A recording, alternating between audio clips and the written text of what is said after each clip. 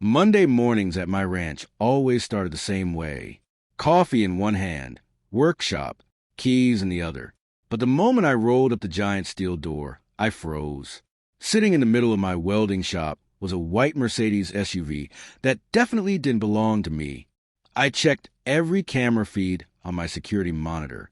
At exactly 3:17 that morning, someone had driven a Mercedes through my unlocked ranch gate. The driver never stepped out long enough for me to recognize them, but they clearly knew where they were going. Before I could call the sheriff, tires crunched across my gravel driveway. A luxury SUV stopped outside, and HOA President Linda Brooks stormed toward my shop like she owned the place. Her first words caught me completely off guard. "Open my vehicle right now," she shouted before I could even say hello. I stared at her in confusion. "Your vehicle?" I asked. That's when I realized the mysterious Mercedes inside my shop belonged to the HOA president herself. I asked the simplest question imaginable. "Why is your Mercedes inside my locked workshop?" Instead of answering, Linda demanded the keys and insisted the SUV was official HOA evidence. That explanation made absolutely no sense. She refused to explain how the Mercedes got onto my private property. Instead, she threatened lawsuits, fines, and even claimed she'd have my ranch shut down.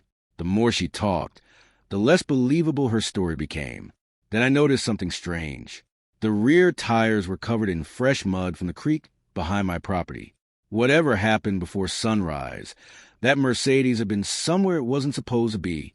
I quietly walked to my welding station and grabbed heavy steel tubing left over from a livestock project. Linda smirked, convinced I was finally going to move her SUV. She couldn't have been more wrong. Instead of touching the Mercedes itself, I measured the floor around it.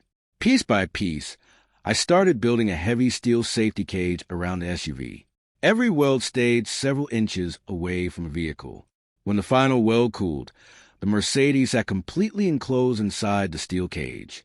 I looked at Linda and calmly said, "Nobody's touching this vehicle until the sheriff documents everything." For the first time that morning, she looked genuinely worried. Linda immediately pulled out her phone and started recording me. "Everyone is going to see what you did," she yelled. I simply smiled and pointed toward the security cameras mounted in every corner of my workshop. Mine had been recording all morning, too. Her confidence faded for just a second. "Delete that footage," she demanded. I laughed quietly. That's not how evidence works. Suddenly, she stopped talking and looked toward the workshop entrance. A black pickup slowly rolled into my driveway. Two sheriff's deputies stepped out and calmly walked toward us. Linda rushed over before they could even introduce themselves, hoping to tell her version of the story first. She accused me of trapping her vehicle and demanded they arrest me immediately. One deputy listened without interrupting. The other quietly looked inside my workshop and noticed the steel cage wasn't touching the SUV at all. The deputy walked slowly around the cage twice. Finally, he looked at Linda and asked one simple question. "Ma'am, why was your Mercedes inside someone else's locked workshop before sunrise?" Linda hesitated. Her answer changed 3 different times in less than a minute. First, she claimed she was investigating a complaint. Then she said she got lost. Finally, she insisted someone else had driven the SUV there. I handed one deputy a USB drive containing every security recording from the night before.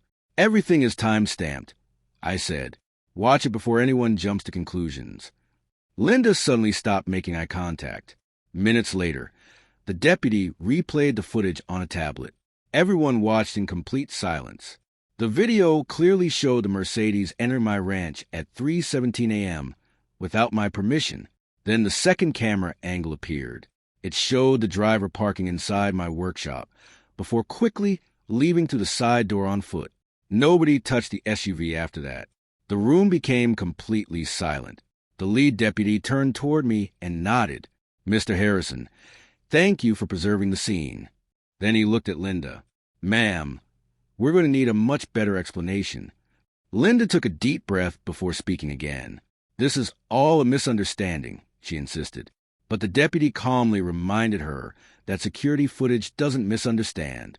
Every minute of that morning had already been recorded. One deputy walked around the Mercedes with camera, carefully photographing every angle. He documented the untouched body panels, the lock cage, and the muddy tire tracks leading toward the workshop entrance. Everything was being preserved exactly as they found it.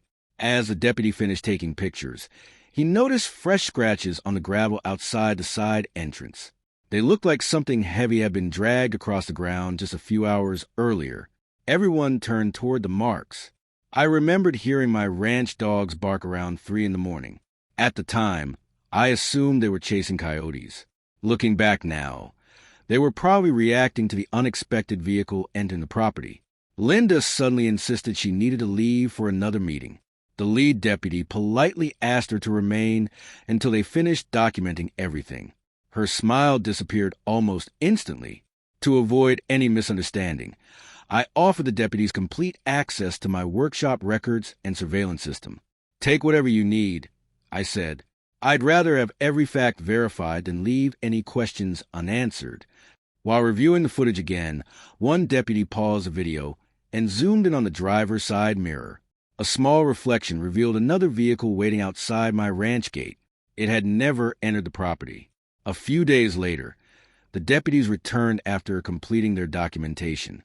With their approval, I carefully cut apart the steel cage and recycled every piece of tubing back into future ranch projects. The Mercedes itself had never been touched. That experience reminded me why I installed security cameras years ago. Clear evidence speaks louder than arguments, and staying calm usually leads to better decisions than reacting in frustration.